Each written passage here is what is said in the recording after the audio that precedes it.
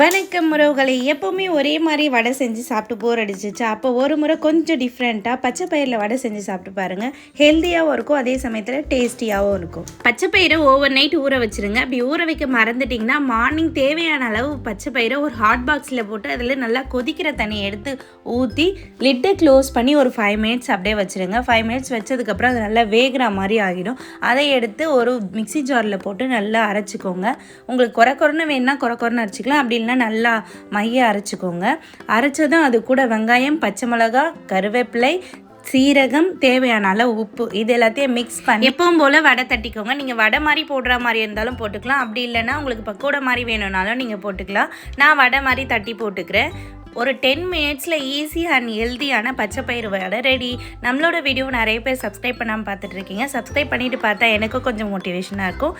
இந்த வீடியோ உங்களுக்கு பிடிச்சிருந்தா லைக் பண்ணுங்கள், ஷேர் பண்ணுங்கள், சப்ஸ்கிரைப் பண்ணுங்கள், மறக்காமல் கமெண்ட் பண்ணுங்கள். நன்றி உறவுகளே.